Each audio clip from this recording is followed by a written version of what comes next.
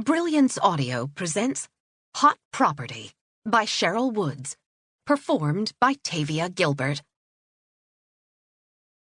Discovering a corpse first thing in the morning shot the hell out of Molly DeWitt's plans for getting to the office early.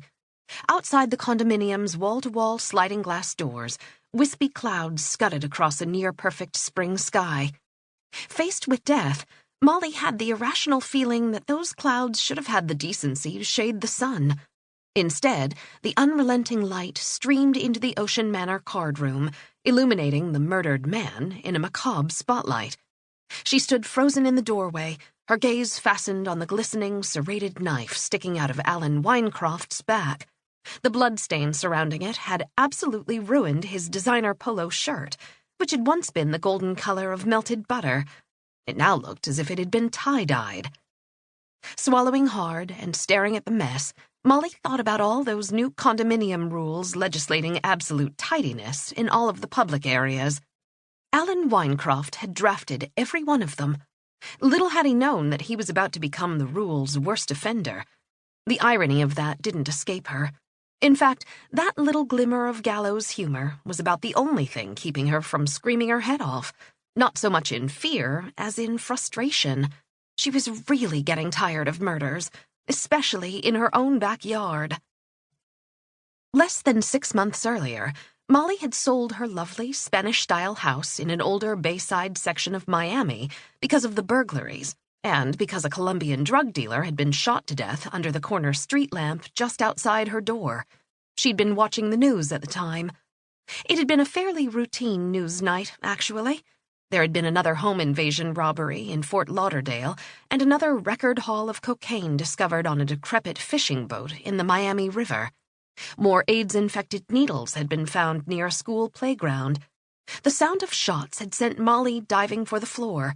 When her knees hit the tile, she'd spent about 10 seconds cursing at the pain, then reached for the phone and called a real estate agent. She'd figured someone else could summon the police. The minute a deal for the house had been struck, she'd been looking for someplace safe for herself and her 8-year-old son. The thought of leaving South Florida had never once occurred to her, only getting away from that jinxed house, where even her marriage at the end had been almost criminal in its polite emptiness. Beyond that, though, she loved Miami's ethnic diversity, its vibrancy, even its conflicts.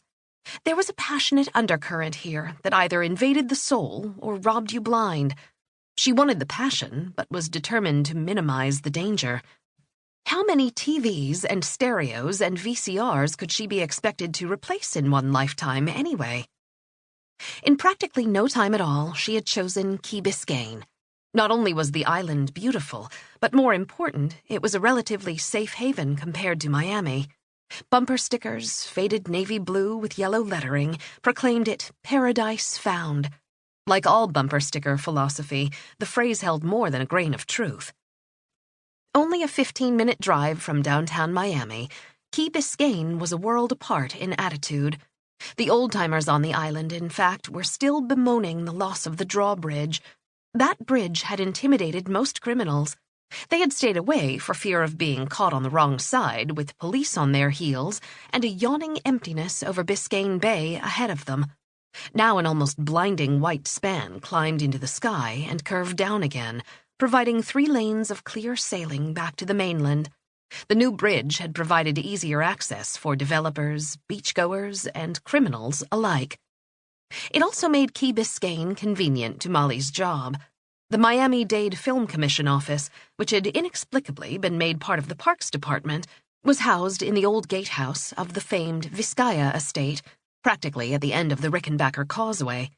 She could be there in exactly 12 minutes, 10 if she ignored the 45-mile-an-hour speed limit, the way everyone else did.